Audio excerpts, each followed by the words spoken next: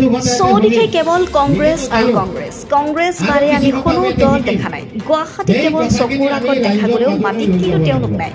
ইয়াৰ প্ৰধান কাৰণ হ'ল এই মানুহখিনি যেতিয়া বিপদত পৰিছিল বদৰুদ্দিন আজমল তেতিয়া মুখ্যমন্ত্ৰী ডক্টৰ হিমন্ত বিশ্ব শৰ্মাৰ লগত লগ লাগি বিপদ আৰু বেছি কৰি দিছিল।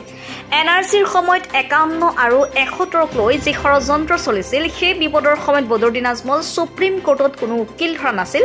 কংগ্ৰেছে উকিল ধৰি বিপদৰ সময়ত মানুহক সকাহ দিছিল।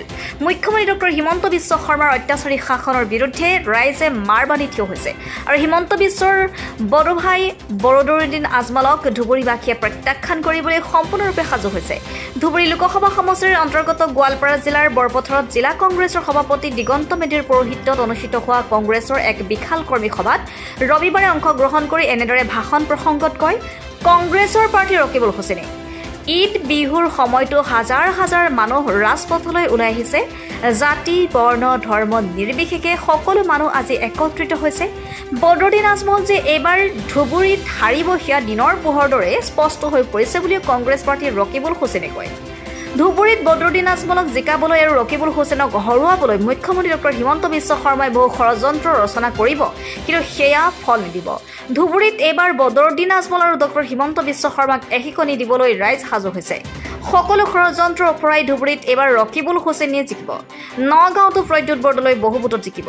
নিৰ্বাচনী প্ৰচাৰ চলাবলৈ ধুবুৰীত হিমন্ত বিশ্ব শৰ্মা আহিলেই তেওঁৰ অত্যাচাৰী মুখখন ওলালেই 1 লাখ ভোট মাইনাছ হ'ব আৰু সেই 1 লাখ ভোট কংগ্ৰেছে বেছিকৈ পাব বুলি কয় ৰকিবুল হুছেইনে। কৰ্মী সভাখনত পূব গোৱালপাৰা সমষ্টিৰ বিধায়ক AK ৰছিদ আলম, দুধনৈ সমষ্টিৰ বিধায়ক যাদৱ স্বৰ্গীয়াৰী উপস্থিত থাকি ৰকিবুল হুছেইনৰ হৈ ভোট ভিক্ষা খোজে। চৌদিশে কংগ্ৰেছ বাকী কোনো দল আমি দেখা পোৱা নাই। কেৱল গুৱাহাটীত কেতিয়াবা প্ৰেছৰ আগত দেখা পোৱা যায়, মাটিত কিন্তু তেওঁলোক নাই। তাৰ প্ৰধান কাৰণ হ'ল এই মানুহখিনি যেতিয়া বিপদত পৰিছিল সেই সময়ত বদৰুদ্দিন আজমল ডাঙৰীয়াই হিমন্ত বিশ্ব শৰ্মা মুখ্যমন্ত্ৰীৰ লগত লগ খাই এই মানুহখিনিক বিভিন্ন ধৰণে বিপদত পেলাইছিল। NRCৰ সময়ত বদৰুদ্দিন আজমল ডাঙৰীয়াৰ ভূমিকা একো নাছিল। আনকি 51-71 50 বছৰৰ সময়তো বদৰুদ্দিন আজমল ডাঙৰীয়াই কোনো উকিল নধৰিলে। এই ক্ষেত্ৰত আমি যিখিনি আমি কৰিছোঁ সেই কথাখিনি ৰাইজে কৰিছে। হিমন্ত বিশ্ব শৰ্মাৰ বিৰুদ্ধে সকলো ৰাইজ একত্ৰিত হৈছে আৰু হিমন্ত বিশ্ব শৰ্মাৰ বধুভাই বা আমাৰ বদৰুদ্দিন আজমল ডাঙৰীয়াক সম্পূৰ্ণৰূপে তেওঁলোকে প্ৰত্যাখ্যান কৰাৰ কাৰণে মাৰ বান্ধি থিয় হৈছে।